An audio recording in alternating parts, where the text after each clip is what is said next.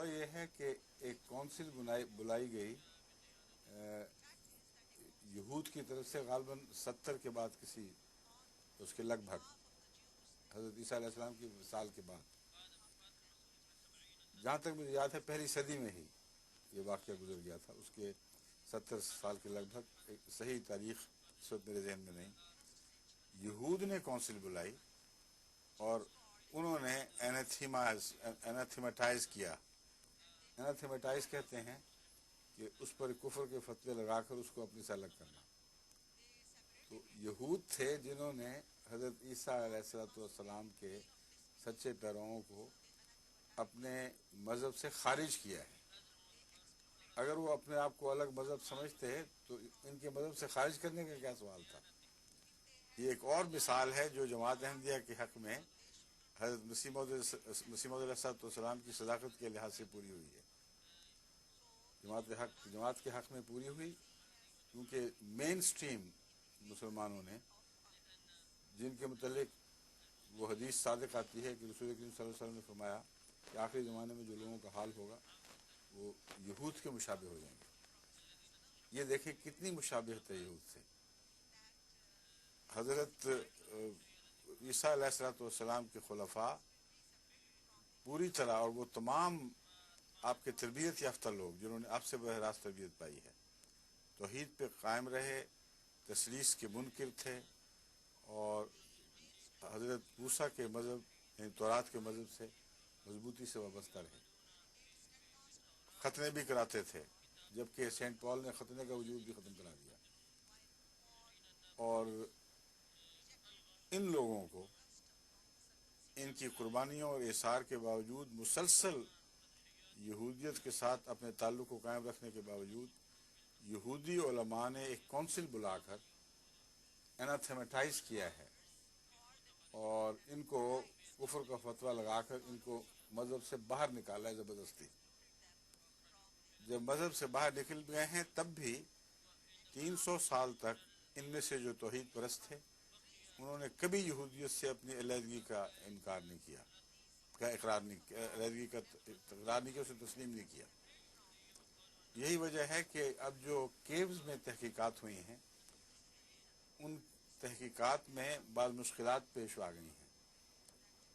محققین ہیں ان کو اس بات کا تو علم نہیں جو ہم سمجھتے ہیں، اور قرآن کے حوالے سے ہمارا سمجھنا آسان ہو گیا ہے۔ یہ تعجب کرتے ہیں کہ بعض کیوز میں یہودیت اور عیسائیت دونوں کی باتیں ملتی ہیں۔ تو کیسی کیوز تھیں؟ بعض کہتے ہیں کہ ہو سکتا ہے پہلے یہودیوں نے استعمال کی ہو، پھر عیسائیوں نے کی ہو۔ اس پر میں ریسرچ کروائی ہے، ہم اور بھی کام کر رہے ہیں۔ واقعہ یہ ہے کہ غلط ہے۔ خود اس بات کو رد کرنے والے کہتے ہیں کہ نہیں، اس سے پہلے یہود کے زمانے میں، حضرت عیسیٰ سے پہلے ایسے کوئی واقعات نہیں تھے، کوئی شواہد نہیں ملتے کہ وہ اس طرح مجبور ہو کر غاروں میں پناہ لے کر اپنی توحید کی حفاظت کیا کرتے تھے۔ اس لیے یہ وہ غاریں نہیں ہیں، اور ان میں واضح طور پر عیسائی موحدین کے آثار ملتے ہیں، اور یہ جو علامتیں ہیں مختلف، یہ انہوں نے خاص طور پر ذکر کیے ہیں، ان کے نقشے کھینچے ہیں۔ پرانے زمانے میں بعض علامتیں ہوا کرتی تھیں جن سے عیسائیت اور یہودیت کے بعض طور طریق پہچانے جاتے تھے۔ ان کا بیک وقت ایک غار میں ملنا وہ بات ثابت کر رہا ہے جو قرآن سے ہم نے پائی کہ دراصل یہ یہودی مذہب یعنی تورات کے مذہب پر قائم رہنے والا فرقہ تھا اور کوئی الگ مذہب وجود میں نہیں آیا۔ اور اس کی تائید حضرت عیسیٰ علیہ السلام کا اپنا یہ قول کرتا ہے کہ میں تورات کو منسوخ کرنے، کتاب کو منسوخ کرنے نہیں آیا بلکہ اس کی تکمیل کرنے آیا ہوں۔ تکمیل سے مراد ہے ان کو پورا کرنے آیا ہوں۔ لفظ تکمیل جو اردو میں استعمال ہوتا ہے بائبل میں، وہ دراصل ایک غلط تاثر پیدا کر دیتا ہے، گویا کہ پیغام نامکمل تھا اور اسے مکمل کرنے آیا ہوں۔ حضرت عیسیٰ علیہ السلام ہرگز یہ نہیں فرما رہے، کہتے ہیں میں ایک شوشہ بھی کتاب کا منسوخ کرنے نہیں آیا بلکہ تکمیل یعنی اسے پورا کرنے آیا ہوں۔ مصدقا لما بین یدی من التوراۃ ومبشرا برسول یہ جو قرآن کریم نے فرمایا ہے یہ مصدق لفظ ہے، جس کا ترجمہ دراصل غلطی سے تکمیل لکھا گیا ہے۔ تکمیل کہتے ہیں پورا کرنا، اور تصدیق کرنے کے معنی بھی پورا کرنے ہیں۔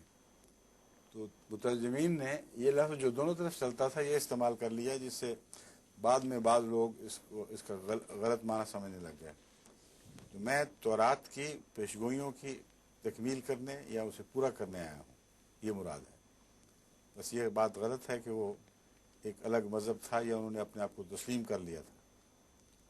اسی طرح جماعت احمدیہ تو ہرگز کسی صورت بھی تسلیم نہیں کر سکتی، کیونکہ ہمارا رشتہ صرف ایک کتابی رشتہ نہیں، ایک عشق اور محبت کا رشتہ ہے جو میں نے واضح کر دیا ہے۔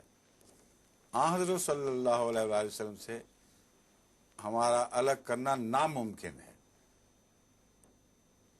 ہمارا ہاتھ جو آپ کے دامن آپ کے قدموں پہ پڑا ہے اسے کاٹا جا سکتا ہے، الگ نہیں کیا جا سکتا، اور جتنا الگ کرنے کی کوشش کرتے ہیں اتنا زیادہ ہمیں حضور کے ساتھ وابستہ کرتے چلے جاتے ہیں، کیونکہ ہمیں الگ کرنے کے لیے وہ سنتیں اختیار کرنی پڑتی ہیں جو رسول اللہ علیہ وسلم کے دشمنوں کی سنتیں تھیں، وہ ادائیں اپنانی پڑتی ہیں جو آپ کے معاندین کی ادائیں تھیں۔ تو مضمون خوب کھلتا چلا جا رہا ہے۔ کلمہ ہم پڑھتے ہیں، اور ان میں سے اکثر کلمہ آتا ہی نہ کبھی کسی مولوی نے پوچھا ہے گاؤں گاؤں جا کے کہ کلمہ تو سنا دو، اور نہ نماز نہ درود لوگ ان کے لیے پڑھتے ہیں، مولوی پیسے لے کے ان کے لیے درود سلام پڑھتے ہیں، فاتحہ تک نہیں آتی اکثر کو۔ تو احمدیوں کو آتا ہے، جن کو آتا ہے ان کو روک دیے۔ خبردار ہے جو کوئی کلمہ پڑھے، خبردار ہے جو رسول اللہ علیہ وسلم پہ درود بھیجے، خبردار ہے جو تم نے سورہ فاتحہ پڑھی یا نماز پڑھی۔ بسم اللہ کسی کے قبضے سے دریافت ہوئی تو ہم اس پہ حتق رسول کا دعویٰ کریں گے۔ اتنی پاگل قوم آج تک تاریخ کے پردے کو کہیں دکھائی نہیں دے گی۔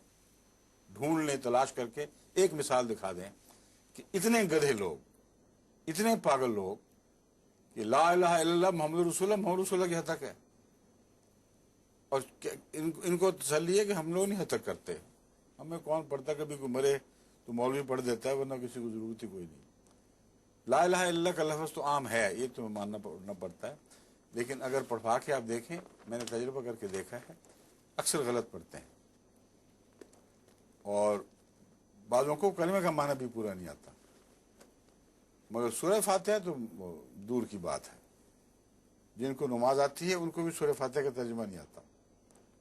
تو یہ تو حالت ہے ان کی، یہ خود کٹ چکے ہیں، خود دور ہوتے چلے جا رہے ہیں، اور جماعت احمدیہ جو اللہ تعالیٰ کے فضل سے توحید کے مسلک پر قائم، شریعت پہ پوری طرح قائم، اسے کاٹنے کی کوشش سے خود مار پڑے گی، ان کو پڑتی جا رہی ہے۔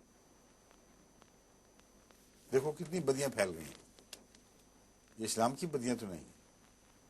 مجاہدین اسلام جب اسلام کی خدمت کریں تو ان کا کردار اسلام سے دور کیسے ہو سکتا ہے؟ اور ایک اور بات آپ نوٹ کر لیں کہ جتنا یہ جماعت احمدیہ پہ ظلم کرنے کی کوشش کرتے ہیں، اسے اسلام سے کاٹنے کی کوشش کرتے ہیں، ان پر ضرور وبال پڑتے ہیں۔ اب پاکستان میں دیکھو، پہلے گرمی کا وبال اب ہٹا ہی تھا ابھی کہ طوفان اور سیلاب اور مصیبتیں پڑ گئی ہیں، فصلیں تباہ ہو رہی ہیں، ایک عذاب کے عالم ہے، اور یہ جب بھی مولوی نے شرارت کی ہے یہ ضرور ہوا ہے۔ اپنی تاریخ تو دیکھو، تو یہ بات ہے نہ ہماری پناہ حضرت محمد مصطفیٰ صلی اللہ علیہ وسلم، آپ کے دامن کو چھوڑ کر جماعت احمدیہ کے لیے کہیں کوئی پناہ نہیں ہے، کیونکہ آپ خدا کی طرف سے پناہ بنائے گئے ہیں، اور اللہ کا سایہ آپ کے سر پر ہے۔ اس سائے سے باہر جماعت احمدیہ نکلنے کا تصور درکنار، اگر کوئی یہ زبردستی نکالنے کی کوشش کرے گا تو نامراد ہو جائے گا، وہ خود ٹوٹے گا، خود ٹکڑے ٹکڑے ہوگا، رسول اللہ صلی اللہ علیہ وسلم سے اس کا ہاتھ آپ کے دامن سے کاٹا جائے گا، کاٹا تو نہیں، وہ خود ہی چھوڑ بیٹھیں گے، یہ کہنا چاہیے تھا۔